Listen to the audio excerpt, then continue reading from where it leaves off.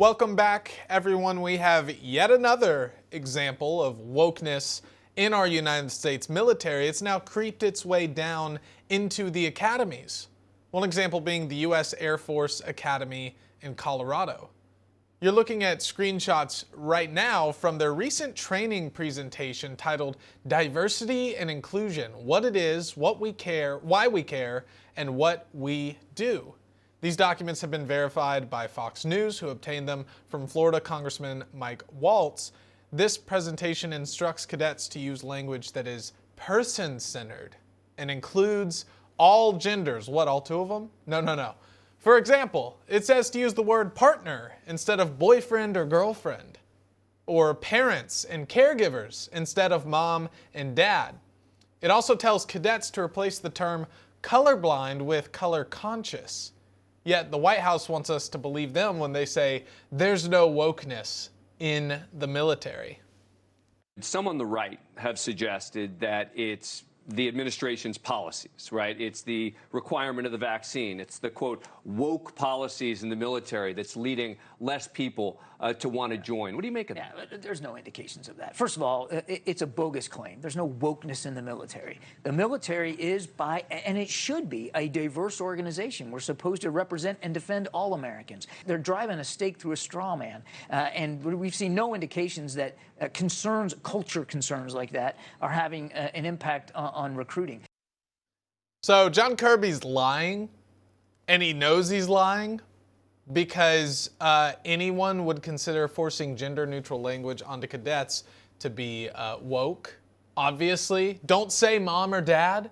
And also this, remember tweeting about Pride Month from official military accounts? Remember when they did that?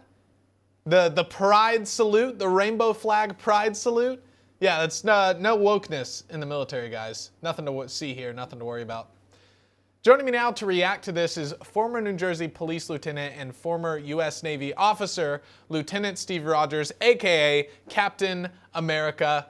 Lieutenant Rogers, it's great to have you on the show as always. According to John Kirby, according to the powers that be, there is no wokeness in the military. So what they really want us to do is they want us to look with our own two eyes and see wokeness in the military and say, no, our eyes are lying to us. A couple of points, Addison, I'd like to make. I believe John Kirby was an admiral in the Navy when I was a lieutenant commander. He ought to be ashamed of himself. He is a disgrace to his uniform in the military. He has sold his soul to wokeness. So he did, as you said, lie directly to the American people.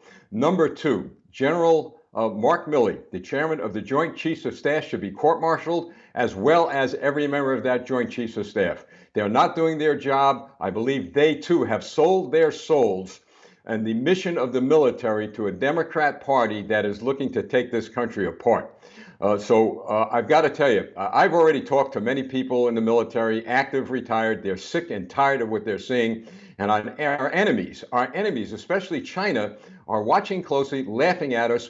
Our men and women in the military and in the academies especially should be trained to fight wars and win. And our enemies are looking at us and they're saying, you know what? This may be our opportunity to strike America because they're weak, they're woke, and they're never going to win a war. That I believe they are coming to that conclusion. So you say you've talked to people, both who are veterans and who are in the military now, who are saying, yeah, there's woke nonsense in the military right now. You've actually talked to people who are going through that training, being forced to go through that training? Yes, I have. And many of them have told me they're going to just sit in the classroom. They're going to let it go in one ear and out the other. And also, Addison, I've talked to a good number of recruiters from every branch of the service. And I've got to tell you, the recruitments are way down. Standards are way down. They're not getting the men and women in the military who are the highly skilled people who are willing to fight wars and die for this country. So again, the damage, and let me add this, the damage to our country is not necessarily coming from our traditional enemies, but I believe that the leadership of the military is becoming a national security threat to our country because they're not making sure that our military could challenge anybody on the face of this earth and win a war. And we're going to pay a heavy price moving forward if we don't, as the people of this country, wake up and make changes rather quickly. Yeah, we've become probably the only military in the world who has gone from the most powerful, the most respected, and terrifying force, military force in the world, to the one that's most obsessed with diversity, equity, and inclusion. So quite the fall from glory. I also want to play this. This made the rounds last year, just to kind of add some receipts for John Kirby, since he doesn't seem to have any idea what's going on in the military. This was an Army ad last year in May, I believe, about with two lesbian moms. It's a cartoon, and this girl saying that she joined the Army to discover her inner strength and shatter stereotypes. Let's watch. It begins in California, with a little girl raised by two moms. Although I had a fairly typical childhood, took ballet, played violin, I also marched for equality. I like to think I've been defending freedom from an early age. With such powerful role models, I finished high school at the top of my class, and then attended UC Davis, where I joined a sorority full of other strong women. One of my sorority sisters was studying abroad in Italy. Another was climbing Mount Everest. I needed my own adventures, my own challenge. And after meeting with an Army recruiter, I found it.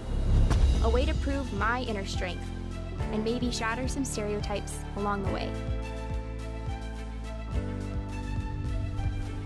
I'm U.S. Army Corporal Emma Malone Lord, and I answered my calling. No wokeness in the military. You know, if I were Russia or Putin or Kim Jong-un, Lieutenant, I would watch that and go, yes, please keep this up, Joe Biden. Please keep this up, United States military. I mean, it's embarrassing. By the way, I don't think there should ever be a cartoon military ad. That's the least of my complaint here with this. Absurd. Anderson, my 25 years in the military, and I would challenge John Kirby to get out from behind his Ivy Tower desk and get to see the troops again. My 25 years, I've seen no discrimination, no prejudice. If there was it was some, it had to be a very low, invisible number. But I've worked with some of the finest officers from every culture, from every background. They will tell you that if there's any model in the country and around the world that promotes people fairly, treats them fairly and decently without prejudice or bias, that was the United States military.